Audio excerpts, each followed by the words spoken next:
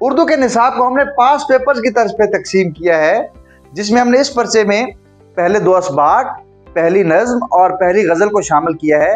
ابھی تک ہم 20 MCQs کر چکے ہیں، جبکہ دوسرا سوال اشعار کی تشریح کا ہے۔ اشعار کی تشریح میں الف اور بے جز ہوتے ہیں۔ الف جز میں نظم سے 2 اشعار آتے ہیں، آپ نے ان اشعار کی تشریح کرنی ہوتی ہے۔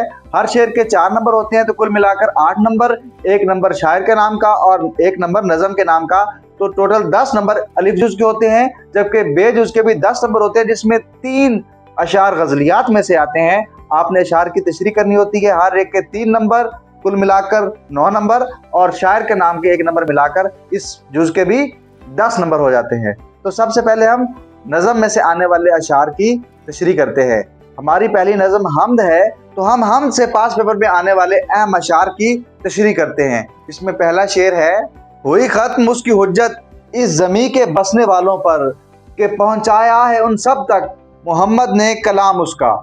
اللہ تعالیٰ نے رسول پاک صلی اللہ علیہ وآلہ وسلم سے پہلے بہت سارے انبیاء لوگوں کی ہدایت اور رہنمائی کے لیے بھیجے، لیکن وہ تمام انبیاء کسی خاص قبیلے، کسی خاص قوم یا کسی خاص علاقے کی طرف بھیجے گئے، لیکن رسول پاک صلی اللہ علیہ وآلہ وسلم کو تمام کائنات میں رہنے والے لوگوں کی طرف رہنما بنا کر بھیجا گیا۔ رسول پاک صلی اللہ علیہ وسلم کا ارشاد ہے: انی رسول علیکم جمیعا، میں تم سب کی طرف رسول بنا کر بھیجا گیا ہوں۔ رسول پاک کی رسالت تمام لوگوں کے لیے ہے، تمام انسانیت کے لیے ہے۔ قرآن مجید میں بھی اس طرح سے ارشاد ہوا ہے: یا ایھا الناس، لوگو، اے لوگو کہہ کر خطاب کیا گیا ہے، کسی خاص فرد، کسی خاص علاقے، کسی خاص قبیلے کے لیے نہیں، بلکہ تمام انسانیت کے لیے۔ رہتی دنیا تک رسول پاک صلی اللہ علیہ وسلم کی رسالت ہدایت ہے اور حجت ہے۔ تو اب آتے ہیں شعر کی تشریح کی طرف۔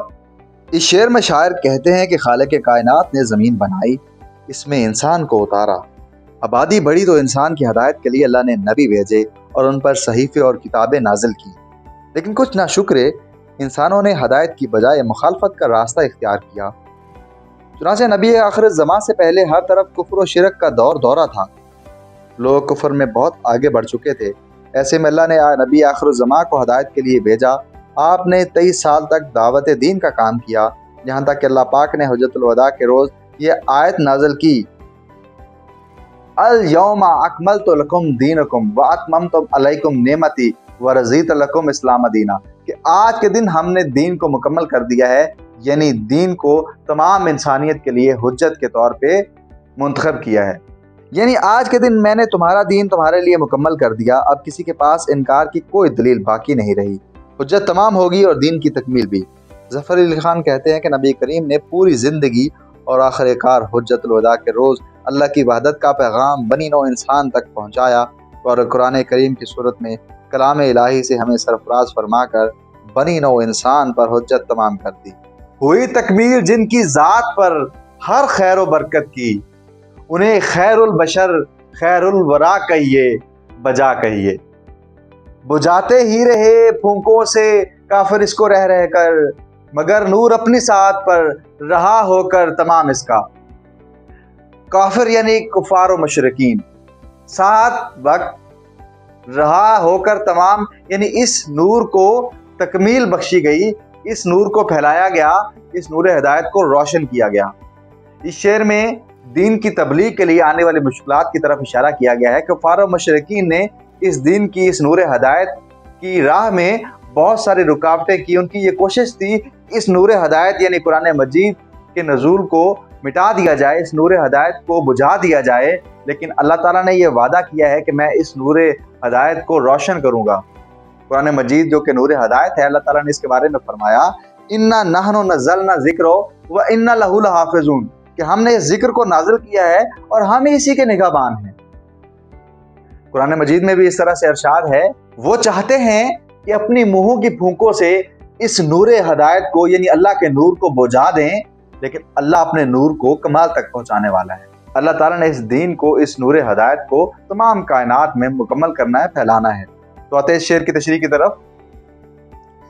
اس شعر میں شاعر کہتے ہیں کہ حق و باطل کے درمیان کشمکش ہمیشہ سے رہی ہے، باطل کی یہ کوشش ہمیشہ رہی کہ نور حق کو پھیلنے سے روکا جائے، مگر حق تو ہے ہی اس لیے کہ اسے مانا جائے۔ चुनाचे हक का चिराग हमेशा जलता रहता है। ये कश्मकश इस वक्त से जारी है जब से माशरा वजूद में आया, और जब तक इंसान का वजूद है जारी रहेगी। शायर कहते हैं कि अल्लाह ने हर दौर में इंसान की हिदायत के लिए नबी महबूस फरमाए, जिन्होंने इंसान को सिरात मुस्तकीम दिखाई, अल्लाह ताला का पैगाम आम किया। हज़रत मोहम्मद सल्लल्लाहु अलैहि वसल्लम ने भी अल्लाह का पैगाम अवाम तक पहुँचाया। मुखालफीन ने हक़ को रोकना चाहा, मगर हक़ गालिब होकर रहा, और अल्लाह ताला की वहदानियत का पैगाम लाख मुखालफतों के बावजूद आम होकर रहा। कुरान मजीद में भी इस तरह से इस बारे में फरमाया गया है, जाल हक वज़हकल बातिल इन्नल बातिल काना ज़हूका, कि बेशक हक आ गया है और बातिल मिट जाएगा, क्योंकि बातिल मिटने वाला ही होता है। बकौले मौलाना ज़फ़र अली खान, नूरे खुदा है कुफ्र की हरकत पे खंदा जन, फूंकों से ये चिराग बुझाया ना जाएगा।